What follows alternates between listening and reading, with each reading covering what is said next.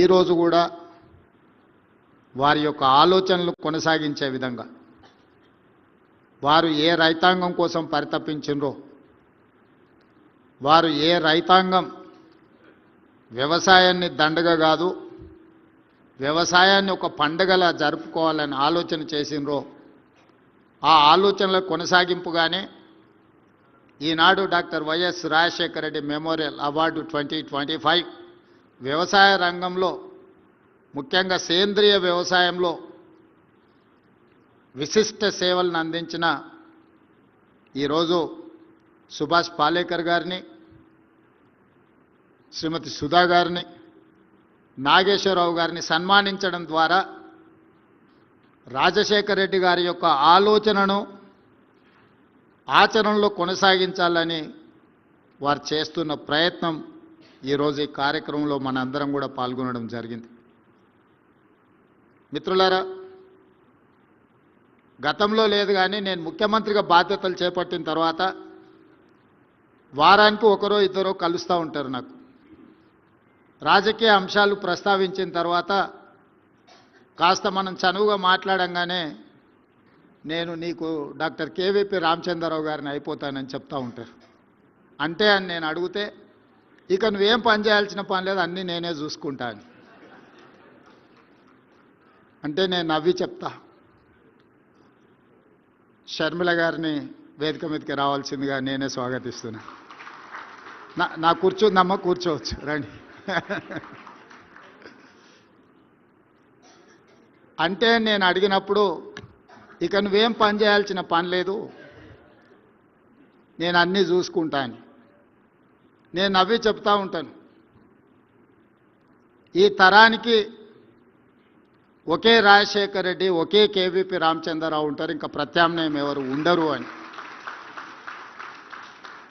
నాకు తెలిసి కేవీపీ రామచంద్రరావు గారు ఊహించిండ్రో ఊహించలేదో నాకు తెలియదు, కానీ చదువుకునే రోజుల్లోనే ఒక మిత్రుడి కోసం తన శక్తినంతా దారపోయాలని నిర్ణయం తీసుకోవడం అనేది ఒక గొప్ప నిర్ణయం.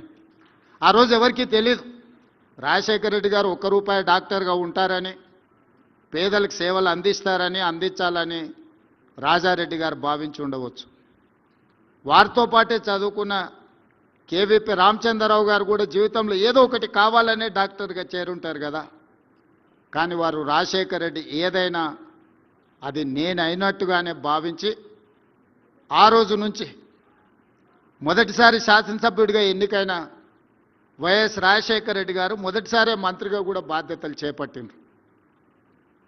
మొదటిసారి వరించిన అదృష్టం 78లో వారు మొదటిసారి ఎమ్మెల్యేగా మారి మంత్రిగా మారిన తర్వాత 2004 వరకు వారు ఎమ్మెల్యేగా, ఎంపీగా ఏది గెలిచినా రాష్ట్రంలో, కేంద్రంలో కాంగ్రెస్ పార్టీ అధికారంలో ఉన్న వైఎస్ గారికి ఎప్పుడు మంత్రి పదవి వరించలేదు.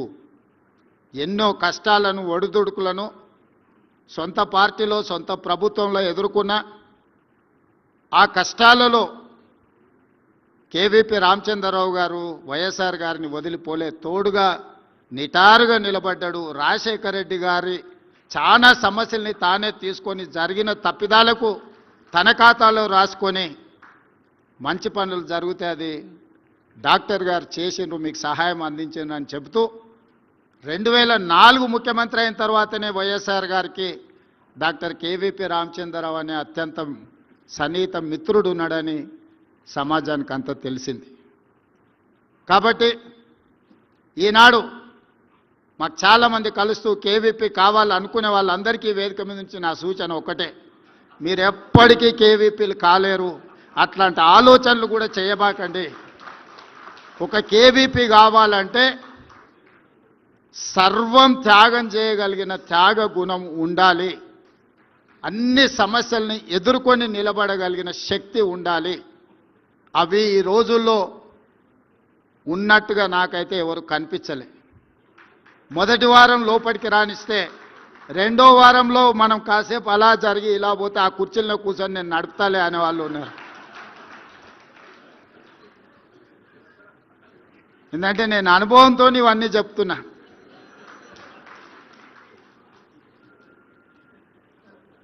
అందుకే ఈరోజు రాజశేఖర రెడ్డి గారి మరణానంతరం 16 సంవత్సరాలు పూర్తయినా రైతుల పట్ల రాజశేఖర రెడ్డి గారికి ఉన్న అభిమానాన్ని గుర్తించి రైతుల పట్ల కేవీపీ రామచంద్రరావు గారికి అభిమానం ఉందో లేదో నాకు తెలియదు, నేను అప్పుడు అడగలేదు. కానీ డాక్టర్ వైఎస్ రాజశేఖర రెడ్డి గారికి రైతుల పట్ల ఉన్న అభిమానం వ్యవసాయం దండగ కాదు, వ్యవసాయాన్ని పండుగ చేసి రైతునే రాజును చేయాలన్న వైఎస్ఆర్ ఆలోచనని కొనసాగించాలన్న ఆలోచనతో ఈరోజు కేవీపీ గారి కార్యక్రమాన్ని ఏర్పాటు చేయడం జరిగింది. ఈరోజు కాంగ్రెస్ పార్టీ